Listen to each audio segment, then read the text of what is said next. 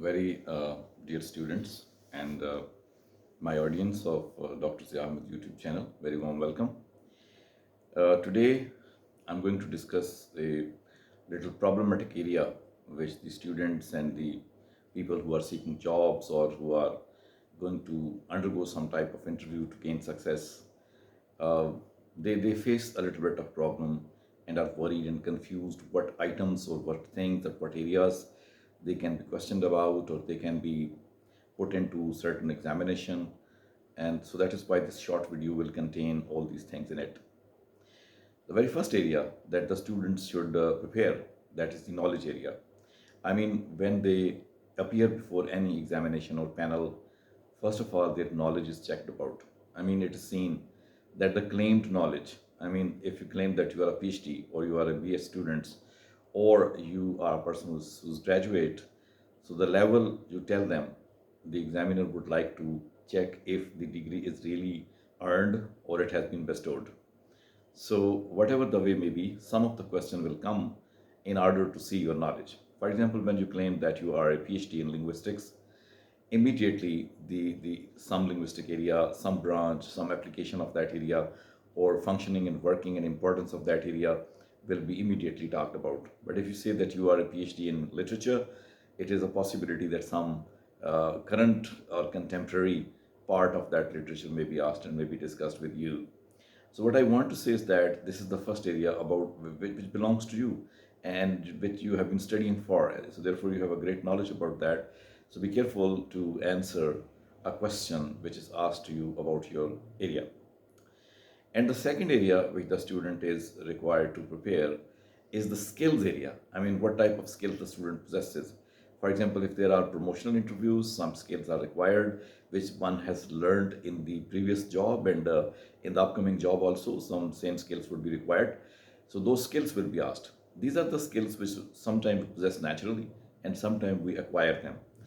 Because of these skills, one is able to become as suitable as possible. For example, if you are appearing for an interview of a manager or management at that time, you need to exhibit management skills. You should give examples, you should quote what learning you have done about these skills and what natural skills are available to you. Prove them with the help of your knowledge, with the help of your experience. These skills should be only those one which are suitable to the targeted interview, targeted job. If you try to talk about those skills which are not targeted orient, which are not job oriented, there's no benefit of that. You're just amusing the people. What you're required to do is to render your skillful acquirement and achievements before these people and how you can do this in future. The third area is the experience area. I mean, even if you go to get the job for the first time, experience will definitely be asked. In case of teachers, professors, the experiences may be many. For example, they have taught in some school, some lower level, lower grade education, and then they have also taught, for example, as visiting people or as contractual people or as a full-time faculty. Whatever the case may be, the experience is always there. I mean, one, even if maybe going for the first time, some type of experience is there because our people are all the time busy. It's a very rare case that the experience may be equal to zero, but mostly it is there. So when you are asked about the experience, be well prepared to answer the question in a very positive way that you learned a lot out of that experience. One doesn't need to show that you are a fully well versed and experienced person. Instead of that, the magic of learning may be talked about in that experience. That you have gained this experience, that experience, and with the help of that you have improved, enhanced your skills, knowledge, and the way of, for example, working with the people. And only talk or stress upon that thing which may be very much useful in the kind of job you're going to acquire. Talk about the experience of that and how to solve different issues which are raising there. After your skills and your experience and your knowledge, the next area that will be discussed with you is the national and international area. In case of national, for example, you must be ready to know the geography of the place where you live and the country's geography, demographic situation of the country, and the sources of the country and the current ongoing issues which the country is facing, some type of positive solution as well. So this area is again very sensitive. Here you need to talk with reference to your knowledge about these things, but you must be sure. Do not guess about that. Do not throw the wrong guesses sometimes to just believe that people will accept it. The examiners do not show that your answer is right or wrong. They'll just listen to that. So that is why it should be tested knowledge. It should be verified knowledge which you provide them, where one river is situated, where a lake is situated, or what type of people live in which area, and the famous people of that area.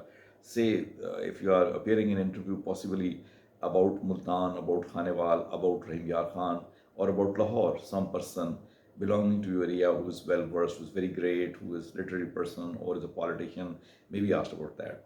So you actually should reflect that you are well aware of the area in which you live.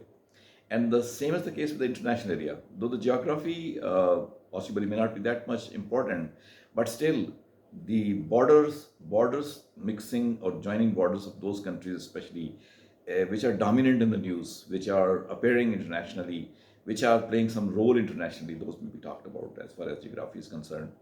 And after that, there are certain international agreements which are running this world. The international politics, that is again very much important.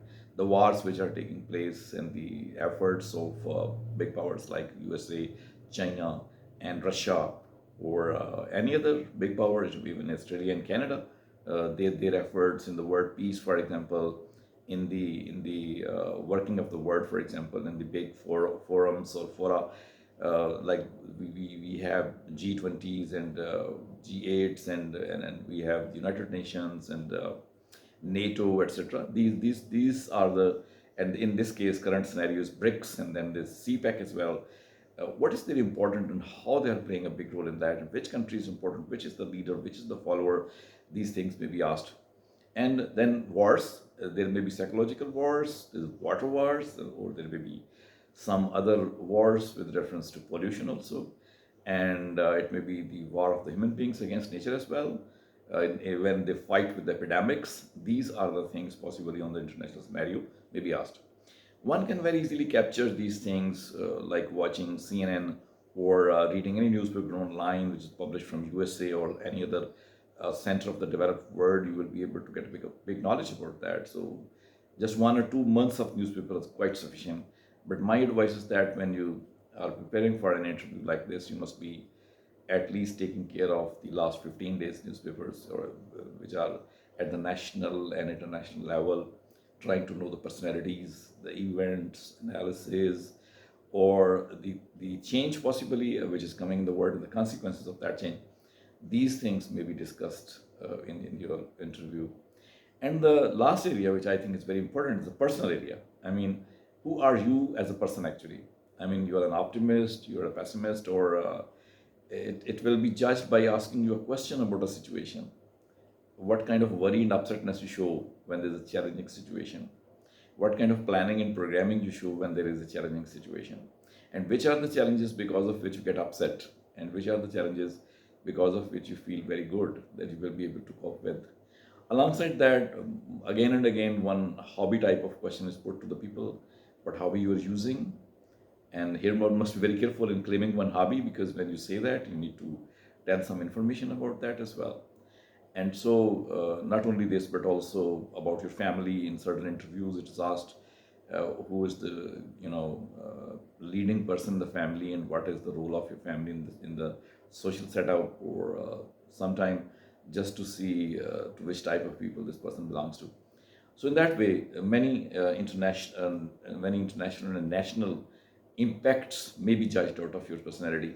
Sometimes it's also asked there if this situation, a particular situation, is going on in a country or in a place, and at that time, what's your reaction over that? Maybe why Pakistan, for example, is not able to make a strong national trends. One of the question, maybe your personal view about that may be asked about, and similarly about the ongoing political, very volatile situation in a country or in Pakistan or any other country may be asked.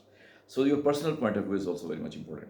So in that way, these areas, if are prepared, I know that nobody can prepare these areas 100%, because world is very large, information is increased in this age as much as possible.